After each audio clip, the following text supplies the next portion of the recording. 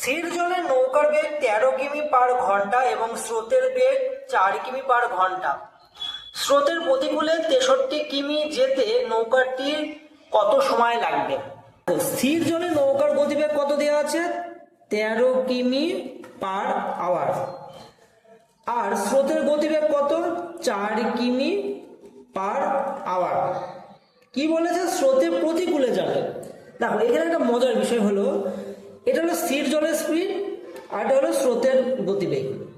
ঠিক আছে, যখন আমরা স্রোতের অনুকূলে যাব, মানে স্রোতের দিকে যাব, আমরা যখন স্রোত যেদিকে যাচ্ছে নৌকাও যদি সেই দিকে যায়, তাহলে নৌকার গতিবেগ এবং স্রোতের গতিবেগ কিন্তু যোগ হবে। আর যদি আমরা প্রতিকূলে যাই, তাহলে নৌকা যেদিকে যাচ্ছে স্রোত তার বিপরীত দিকে যাচ্ছে, তাহলে সেখানে কিন্তু বিয়োগ হবে নৌকার গতিবেগের সঙ্গে স্রোতের গতিবেগ। তাহলে এক্ষেত্রে যেহেতু প্রতিকূলে যাচ্ছে, তাহলে এখানে কিন্তু বিয়োগ হবে। তাহলে 13-র মধ্যে যদি 4 বিয়োগ হয়, তাহলে গতিবেগ কত? 9 কিমি পার আওয়ার, এই গতিবেগ।